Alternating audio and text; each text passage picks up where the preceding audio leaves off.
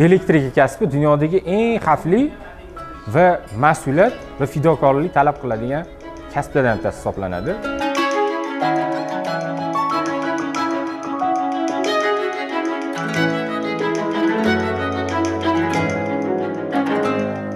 Har qanday soha bizning energetika sohasiga bog'liq. Busiz hech narsa ishlamaydi.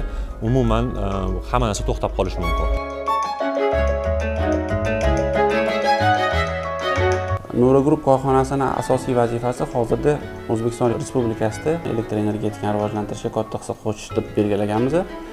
Bulardan birinchi qilayotgan qadamlarimiz mahalliylashtirish, ya'ni chetdan olib kelgan mahsulotlarni o'zimizda ishlab chiqarish. EPC loyihalarida qatnashamiz, katta loyihalarga qadam tashladik.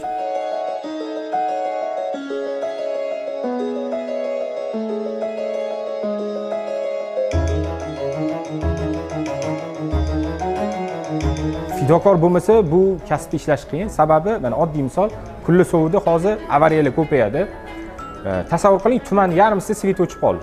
O'sha joyda misol tug'ruqxona bo'lishi mumkin, bog'cha bo'lishi mumkin, maktab bo'lishi mumkin. Mana shunaqa joyda xalqqa xizmat qiladigan joylarimizni avariya bo'lgandan keyin borib darrov chirog'ini yoqish kerak. Agar issiqqina o'rnida o'tirgan bo'lsa, har kim ham chiqib ishga chiqolmaydi. Misol uchun boshqa kasb egalarida tanlov bo'lishi mumkin, lekin aynan energetika sohasida ishlaydiganlarda majbur chiqib o'sha fidokorligini ko'rsatish kerak bo'ladi.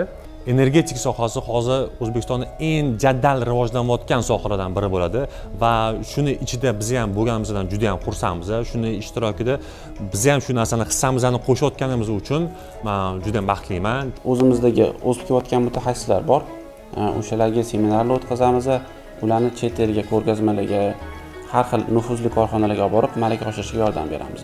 Bu sohada albatta yangi zamonaviy texnologiyalarni qo'llash talab qilinadi va biz Nur Elektrik jamoasi bu sohaning ichidaligimizdan, bu sohaga yangi yechimlarni bera olayotganimizdan faxrlanamiz. Energetiklar bayrami bu faqat energetiklar uchun emas, bu sohada faoliyat yuritib kelayotgan elektromontajniklarimiz bo'ladimi, yo mahsulot yetkazib berayotgan do'konchilarimiz bo'ladimi, undan tashqari shu sohada ilmiy ishlar olib kelayotgan boshqa odamlarimiz bo'ladi. Bu hammaga tegishli. Hammalarni shu kasb bayramimizdan tabriklayman.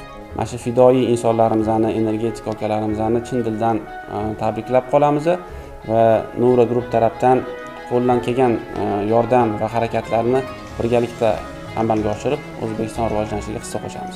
Shu fursatdan foydalanib, energetika tizimida xizmat qilayotgan fidoyi hamkasblarimizni Energetiklar bayrami bilan chin qalbimizdan tabriklaymiz.